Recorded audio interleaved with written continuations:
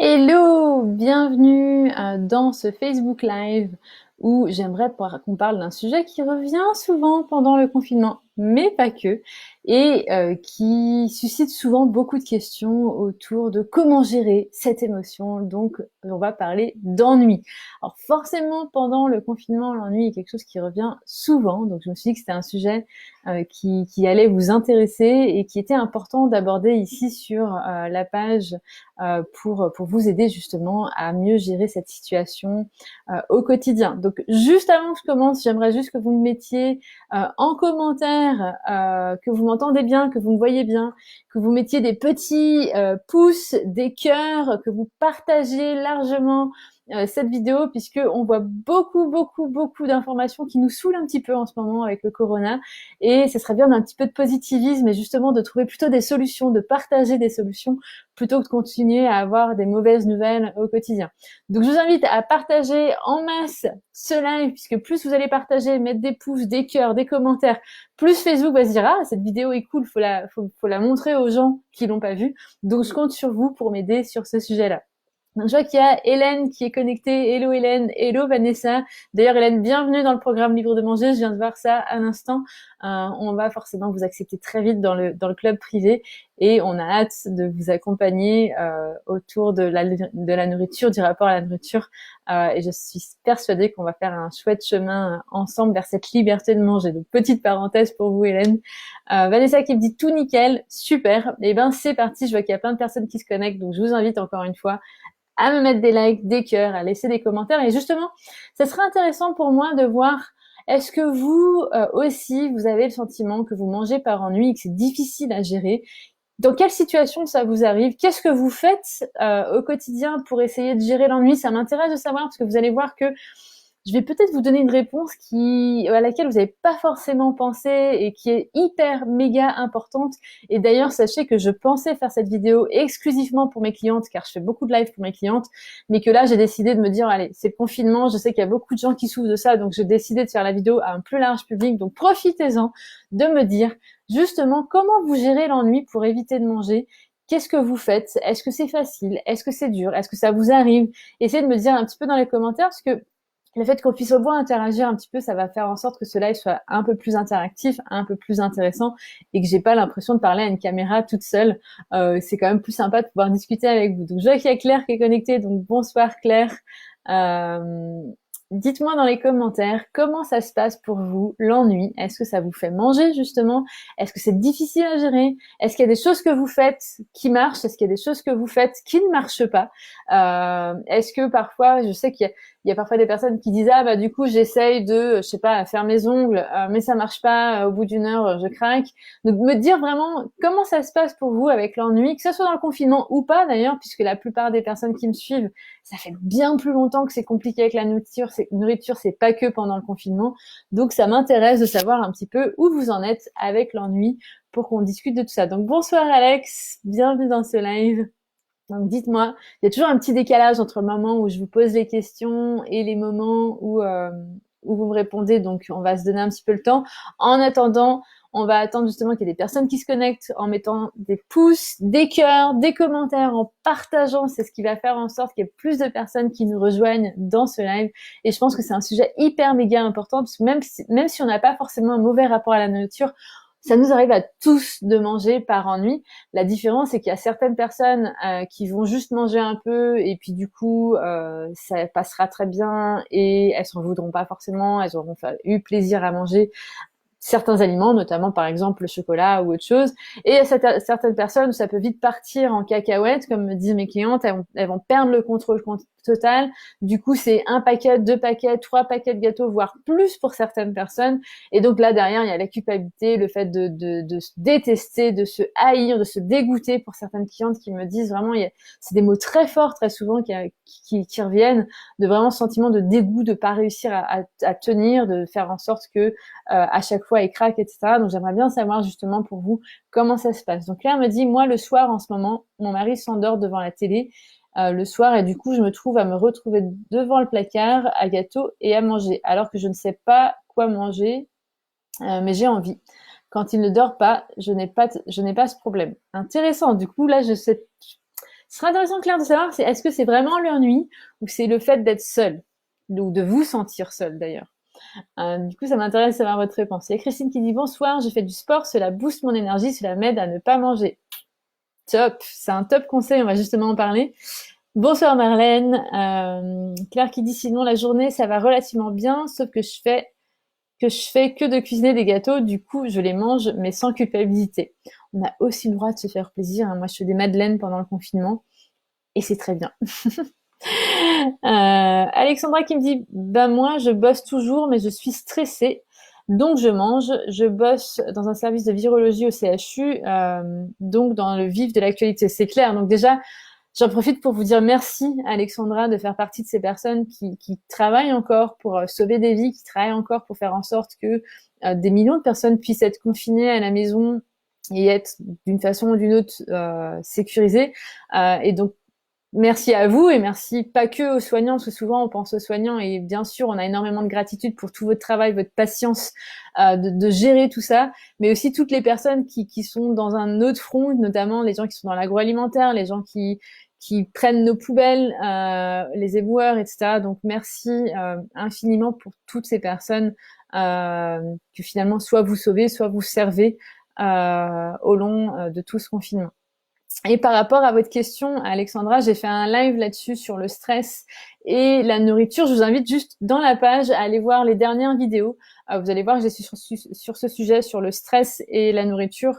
Je suis persuadée que ça pourra vous aider. Ok, Lisa qui dit grignotage surtout le soir, en bilan de ma journée où je constate beaucoup de frustration, pas eu le temps de tout faire, bébé besoin intense, l'aîné ses devoirs, tous les lives sur Facebook, super riche d'infos, envie d'aller dehors, etc. Ok, donc là, c'est pas forcément l'ennui, encore une fois, c'est plus le fait... Là, il peut y avoir plusieurs choses, mais effectivement, non, vous me dites surtout de la frustration. Donc, le fait de déclencher de la frustration, c'est une des raisons qui fait que le cerveau se dit fais-toi un peu plaisir, parce que là, j'en ai marre de ressentir de la frustration. Là, pour cela, j'aimerais vraiment qu'on se focalise sur l'ennui. On parlera forcément d'autres sujets à un moment donné. Sur le stress, l'angoisse, la peur et tout ça, j'ai déjà fait un live dessus. Je vous invite à aller voir la vidéo sur la page Facebook. Je pense qu'on va d'ailleurs la mettre sur YouTube. Je pense que ça peut être assez sympa pour que ça soit plus accessible. Je vais demander ça à mon équipe d'ailleurs. Ok, donc il y a beaucoup de commentaires. Je vous remercie. J'ai une ado à la maison et je télétravaille. J'ai donc l'impression de ne faire que de manger et ne faire qu'à manger et pas toujours simple de faire du light avec un ado. Alors, je suis en train de voir que j'ai plus de batterie. Les joies du direct. J'étais persuadée d'avoir 100% de batterie, donc vous allez me voir bouger, je suis désolée. Du coup, Isabelle, là, c'est pas forcément l'ennui aussi, c'est plutôt par rapport aux circonstances, par rapport au fait de ce que vous êtes en train de vivre. Donc là, je bouge monsieur qui me regarde avec un regard de qu'est-ce qu'elle fait. Je mets mon chargeur. C'est les joies du direct. Hops. Je suis désolée. J'étais persuadée d'avoir un tas de batterie et au final, mon ordinateur m'a lâché bien avant. Voilà. Donc je disais, par rapport à Isabelle, le fait de télétravailler, donc ce qui serait intéressant, c'est de voir justement comment vous sentez par rapport au quotidien. Est-ce que c'est du stress? Est-ce que c'est le fait de pas donner assez de sens à votre quotidien? Est-ce que c'est le fait de vous sentir frustré? Donc ça serait intéressant. Là, encore une fois, dans ce live, j'aimerais vraiment qu'on parle essentiellement de l'ennui, puisque c'est quelque chose qui revient souvent. Et justement, par rapport à ça, un des conseils que je vois souvent sur Internet, qui est utile, mais qui peut vous tendre des pièges, c'est de se dire, l'ennui, c'est une émotion qui déclenche le fait d'avoir un besoin d'activité, c'est-à-dire que le cerveau déteste cette sensation de vide où il se passe rien, et l'ennui se déclenche en disant, ouh, fais quelque chose parce que là, j'aime pas qu'il se passe rien, c'est vide, il y a de l'air, donc j'aime pas, donc il faut que tu fasses une activité. Et donc c'est cette sensation de vide finalement pendant l'ennui où on ne sait pas trop, on n'est pas très bien, on veut mais on veut pas parfois, et on a un peu cette sensation qui vient, qui est pas forcément très agréable. On a tendance à se dire bon bah du coup je vais faire une activité parce que j'ai lu sur internet que si je fais des activités ça va passer, je vais me sentir mieux. Et donc je vois plein de conseils du type faites du sport, prenez un bain, prenez une douche, lisez un livre, faites vos ongles, préparez-vous, jouer avec les enfants. Bref, il y a un tas de conseils dans ce genre, du type, si vous ennuyez, c'est que vous manquez d'activité, donc faites une activité. En soi, dans le principe, dans la théorie, c'est vrai. En pratique, souvent, il y a des subtilités qui font qu'on a besoin d'aller un petit peu plus loin que juste faire une activité. Je m'explique. La première chose, c'est que déjà, il faut que ce soit une activité qui ait du sens pour vous et qui vous nourrisse. C'est-à-dire que, par exemple, il y a des jours où moi, ça me saoulerait de faire mes ongles. Vraiment, je suis pas une fille qui fait toujours ses ongles. Il y a des moments où j'ai envie tellement de prendre soin de moi et de faire mes ongles. Et d'ailleurs, je passe des heures à faire, à limer. Enfin, j'exagère avec plaisir, mais je passe un temps qui me paraît fou par rapport à l'habitude, à limer, à mettre les différentes couches, à mettre du semi-permanent pour que ça tienne longtemps. Et puis, je suis contente et je regarde et je dis à mon chéri, j'ai des phases comme ça. Bien sûr que ça m'arrive. Mais au quotidien, clairement, c'est pas un truc que j'aime bien.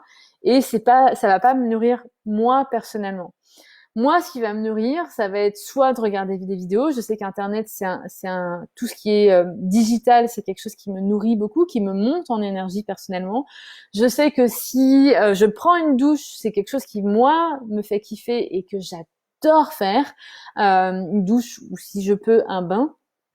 Sachant que dans ma nouvelle maison, j'ai pas de baignoire, donc c'est pour ça que je dis si je peux. Il y a des choses comme ça où vraiment je me sens hyper connectée. Mais faire une activité juste pour faire une activité, ça n'a pas de sens parce que du coup, votre cerveau, il va juste déclencher de la frustration de ouais, fais encore ça parce que il faut faire ça. Et pas le je veux faire ça me fait du bien, je me sens bien de le faire. Et ça, c'est une première notion hyper importante quand vous voulez mettre une activité en place pour combler l'ennui. C'est déjà qu'elle ait du sens pour vous, que ce soit quelque chose qui vous nourrisse. Pas qui vous nourrisse l'estomac, mais qui vous nourrisse l'esprit, qui vous nourrisse votre mental, qui vous fasse du bien de façon globale. Ça, c'est une première chose. Et on parlait, notamment, il y a quelqu'un qui parlait du sport et que ça lui montait en énergie. Si ça vous monte en énergie, ça a du sens, puisque plus vous montez votre énergie, plus vous allez vous sentir comblé, plus vous allez vous sentir bien, et donc l'ennui va forcément disparaître. Par contre, si vous faites une activité parce qu'il faut faire une activité, l'ennui est un petit peu encore présent, vous allez dire, ouais, bon, bah, je vais faire ça parce qu'il faut faire ça. Donc ça, c'est la première chose que je voulais dire. La deuxième chose hyper méga importante, c'est que c'est important de pas faire une activité pour éviter de manger. Pas dans cet objectif-là. Parce que du coup, ce que vous êtes en train de vous dire à votre cerveau, c'est que c'est mal de manger, donc je fais autre chose. Sauf que le fait de dire à votre cerveau que c'est mal de manger, ce qui se passe, c'est que vous êtes en train de lui dire que vous avez besoin d'être dans le contrôle, de faire attention à ce que vous mangez, et que du coup, dès que vous allez commencer à vous faire plaisir, vous allez sentir encore plus d'émotions désagréables du type j'ai pas le droit, il faut pas, c'est pas bien. Et donc du coup, on va nourrir finalement les compulsions, on va les accentuer, et on va surtout dire à notre cerveau c'est mal. Donc c'est comme si on se privait temporairement en faisant autre chose. Et donc, du coup, à un moment donné, il va craquer, il dit, eh oh, cocotte, fais-toi plaisir avec ça, parce que là, vraiment, ça me saoule. Vous voyez ce que je veux dire? Donc, c'est important vraiment de trouver des activités qui vous font du bien et pas le faire pour éviter quelque chose, pas éviter de manger, mais vraiment vous dire, j'ai le droit de manger, mais là, j'ai envie de faire quelque chose qui me nourrit davantage. Et vraiment sortir j'ai pas le droit de manger, donc je fais une activité, mais plutôt être dans je sais que j'ai le droit de manger, mais j'en ai pas envie. Donc c'est pas je n'ai pas le droit ou il ne faut pas, c'est je n'ai pas envie, parce que je veux me faire quelque chose qui me fait sentir encore mieux que de manger. Et donc ça, c'est une subtilité importante. Et c'est pas que de le dire qui est important, c'est de le ressentir. Et donc, si aujourd'hui c'est difficile de ressentir pour vous, eh ben, je préfère que vous preniez un carré de chocolat et que vous kiffiez votre carré de chocolat et qu'après vous disiez, ok, là, j'ai pris vraiment du plaisir à manger. Et quand je dis un carré, si vous faites 2 ou 3 carrés, c'est ok aussi, hein. Et qu'après vous fassiez une activité qui vous fasse sentir bien et que vous appreniez petit à petit à vous détacher de la nourriture plutôt que de vous forcer et à un moment donné, ça part en cacahuète. Donc ça, c'est des notions hyper importantes dans la notion de nourrir avec une autre activité. C'est de vraiment de redonner, que ce soit une activité qui vous donne du sens, de pas le faire pour éviter de manger. Et il y a une dernière chose qui est importante, c'est d'être entièrement présente là pour vous. Il y a plein de gens, et je vois ça systématiquement avec mes clientes, et c'est pour ça que j'ai décidé de faire ce live, parce que je pense que c'est ultra méga important, et vous allez me dire si ça vous parle, parce que je pense que ça va parler à plusieurs d'entre vous. C'est cette notion de je fais une activité parce que j'aime pas être seule. Un petit peu ce que disait de mémoire Claire, Patty, quand son mari s'endort. Je crois que c'était Claire qui me disait ça. exact. Euh, Faire une activité juste parce que j'aime pas être seule et donc je trouve un moyen de pas me sentir seule. Et du coup, on transfère, on passe de l'ennui à j'aime pas être seule, donc j'essaie de combler avec un truc. Et on confond un peu l'ennui et le fait de se sentir seule. C'est hyper important que dans les activités que vous fassiez, peu importe ce que c'est, vous soyez entièrement présente pour vous. Et que vous sortiez de votre tête le fait de croire que vous êtes seule, parce que vous n'êtes pas seule, vous êtes avec vous-même. Et de réapprendre à avoir du sens d'être avec vous-même, d'apprécier à être vous-même, c'est la moitié du chemin pour éviter d'avoir des compulsions et de manger quand vous vous ennuyez ou quand vous vous sentez seul. Parce que du coup, vous allez vous nourrir de votre propre présence. Alors ça peut paraître hyper égocentrique, hyper en mode ah ouais c'est bon je vous envoie des fleurs etc. C'est pas le but. Hein. Le but c'est pas d'être dans un piédestal. On reste humble, on reste nous-mêmes, mais de se dire que j'apprécie être dans ma propre présence et donc le fait de vous nourrir de votre propre présence va faire en sorte que vous n'ayez pas besoin de combler avec la nourriture. Je pense qu'on a tous vécu cette sensation. Peut-être en vacances, peut-être face à un paysage, peut-être face à, je sais pas, on regarde nos enfants. Je sais que là, avec mon bébé, ça arrive de temps en temps où je suis tellement dans l'admiration, où on admire la vie. On a l'impression d'être illuminé d'un coup, de regarder la nature, d'avoir une espèce de bouffée d'air et de se sentir, waouh, chanceuse d'être là ou chanceux d'être là. Et donc, tout d'un coup, on se sent nourri et on se sent entièrement présent. Peut-être tout d'un coup de vous arrêter de voir les oiseaux passer, d'observer des enfants qui courent, j'en sais rien, peu importe ce que c'est. Moi, je vous donne des exemples qui me parlent moins, mais il y a des exemples qui vous parlent vous certainement et qui font que du coup, vous êtes en train de rien faire, mais le fait que vous soyez dans une admiration et en train de vous nourrir de ce qu'il y a dans votre entourage, de ce qu'il y a autour de vous, fait que du coup vous vous sentiez nourri et vous vous sentiez bien et donc du coup vous avez plus besoin d'aller vous nourrir avec de la nourriture et de nourrir votre estomac parce que vous êtes en train de nourrir votre esprit et de nourrir votre corps d'une autre façon qu'avec la nourriture. Est-ce que ça a du sens pour vous? D'ailleurs, je vous invite à tester en fait. Quand vous êtes en admiration, est-ce que vous avez envie de manger? Est-ce que vous avez envie de craquer? Et en général, la réponse est non, parce que vous vous sentez tellement nourri par la vie qu'il n'y a plus ce sentiment d'avoir besoin de manger. Et donc là, alors là, maintenant, cette fois-ci, j'ai mon babyphone avec mon bébé qui pleure, donc je vais l'éteindre, sinon j'arrive plus à parler. Parce qu'une maman qui entend son bébé pleurer déconnecte son cerveau. Je vous rassure qu'il y a le papa qui s'en occupe. Les joies du direct, bienvenue dans les directs Sandra FM. Donc je vous invite à réfléchir en fait dans ces moments où vous vous sentez entièrement comblé. Je suis persuadée qu'il n'y a pas d'envie de manger. Pourquoi? Parce que vous nourrissez tellement de votre présence, de la nature, de ce que vous admirez, etc. que du coup, vous êtes comblé en fait. Le vide qui est à l'intérieur de vous, le vide qui s'est créé par l'ennui, la solitude ou autre, elle est comblée par quelque chose qui vous dépasse complètement. Et donc faire des activités, comme on disait au début, c'est bien. Mais si vous faites des activités en mode je pense à autre chose, je suis en train de penser au passé ou au futur, mais je suis pas entièrement présente pour l'activité, je suis pas entièrement là pour l'activité, à prendre du plaisir dans cette activité pour me sentir bien et monter mon énergie, et bien en fait cette activité va servir à rien et elle va pas forcément combler l'ennui, on va juste créer encore une sensation désagréable qui va faire qu'à un moment donné, de toute façon, on va vouloir craquer sur la nourriture parce que cette activité ne nous a pas comblé, elle n'a pas comblé le vide que l'ennui avait créé. Est-ce que ça a du sens pour vous? Est-ce que ça vous parle? Est-ce que ça vous aide déjà? Est-ce que vous avez des questions? Laissez-moi justement des commentaires et justement partagez un maximum cette vidéo parce que je pense que dans le confinement, on est tellement nombreux à avoir envie de manger par ennui. Et encore une fois, si vous mangez par ennui de temps en temps, il n'y a aucun mal, il n'y a aucune raison de se fouetter. Ça m'arrive à moi aussi, parfois, où je m'ennuie, ou voilà, moi aussi, j'ai des sentiments de me sentir seule, peut-être parfois, ou d'être frustrée parce que mon bébé pleure et je comprends pas ce qui lui arrive. Et du coup, d'avoir envie de manger du chocolat. La différence, c'est que je sais que je vais me nourrir de ce chocolat et je vais manger quelques morceaux et je vais être comblée, je vais avoir le sentiment de c'est bon, je me sens mieux puisque les aliments riches en énergie sont des régulateurs émotionnels, donc ils régulent votre humeur et ça vous fait du bien. Le but, c'est que pour les personnes qui me suivent, souvent, elles n'arrivent pas à s'arrêter là. Elles partent en hors contrôle, en compulsion et derrière, ça va juste augmenter l'émotion désagréable, le sentiment de pas se sentir bien, parce que du coup, il y a de la culpabilité, le sentiment de se sentir nul, le manque d'estime, etc.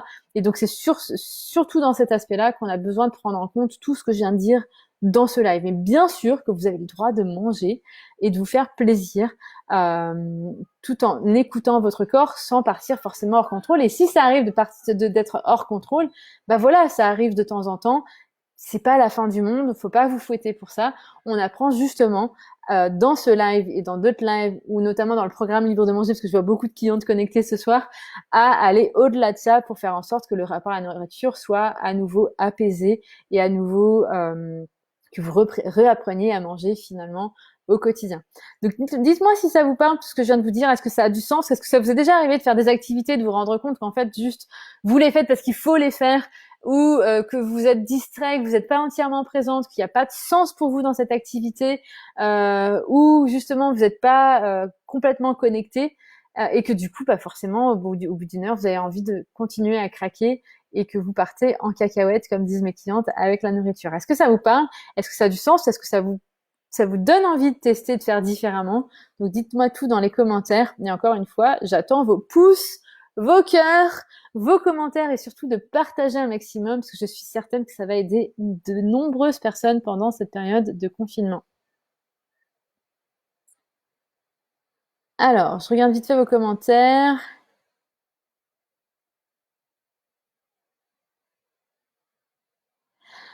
Alex, je pense que par rapport à votre question, avec le beau temps, le jardin, je m'occupe en me faisant plaisir, mais le soir, comme Clara, c'est compliqué, je me retrouve seule.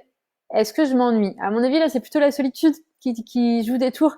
Vraiment, cette sensation de vous voir seule plutôt de vous voir avec vous-même et de vous combler de telle façon avec votre propre présence, d'être en admiration avec vous, en fait, de réussir à être présente à vous-même. Et je suis sûre que le soir, quand vous êtes dans cette phase-là, vous êtes en train de penser à ce que vous aimez pas, à je m'ennuie, c'est chiant, à ce que je vais faire demain, à ce que vous aimez pas, à ce qui s'est passé hier. Et du coup, il y a le cerveau qui est en ébullition, mais qui est pas entièrement là, présent pour vous-même, et qui peut justement vous nourrir dans cet instant-là.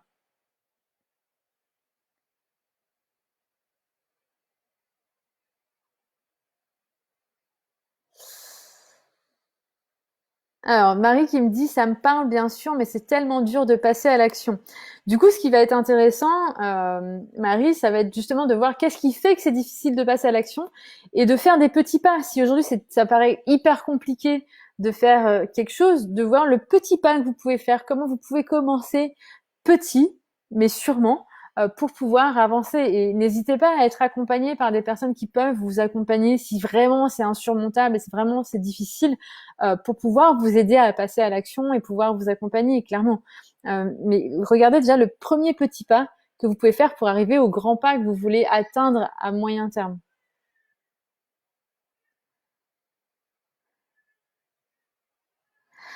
Claire qui me dit oui, mais le soir, il n'y a rien à contempler. Du coup, faut aller se coucher, mais je ne suis pas fatiguée. Là, j'ai donné des exemples de nature, d'oiseaux, etc. Mais je suis pas toujours connectée à la nature. Il y a des moments où je suis chez moi.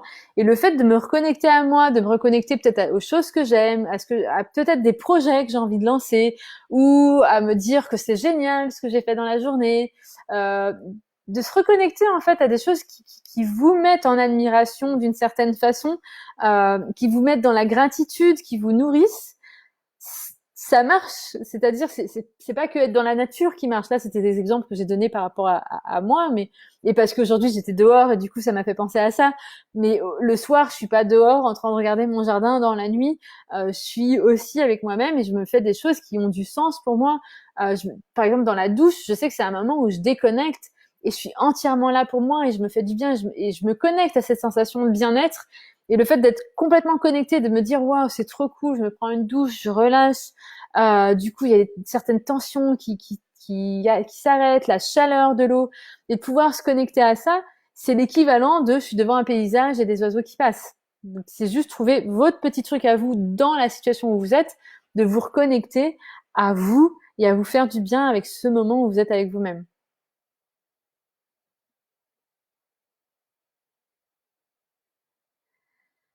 Alors, je regarde. Ok, je viens de répondre du coup, Patty. Méditer, ça peut être effectivement être dans la gratitude aussi, ça peut aussi vous aider.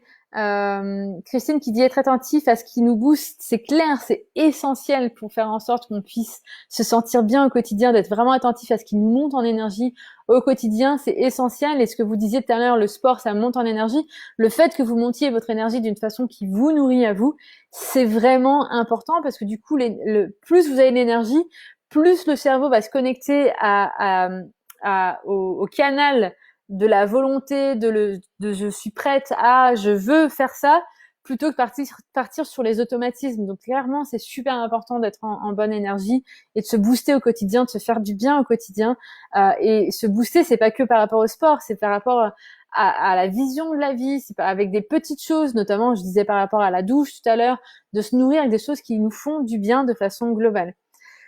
Voilà pour ce que j'avais à vous dire dans ce live. J'espère que ça vous a été utile. J'espère que ça a répondu à vos questions, que ça a au moins donné des pistes à des personnes qui n'avaient jamais pensé à tout ça de ce qu'on a vu aujourd'hui. Je vais devoir vous laisser parce que j'ai un petit bébé qui arrête pas de pleurer. J'ai l'impression que le papa n'arrive pas à s'en sortir. Donc je vais aller aider le papa pour voir ce qui se passe. J'espère avoir répondu à vos questions. Encore une fois, n'hésitez pas à partager en masse ce live parce que plus on partage, plus on envoie un beau message de montrer que c'est possible de faire autrement. J'attends vos pouces, vos cœurs, vos commentaires et je vous dis à très bientôt pour une prochaine vidéo.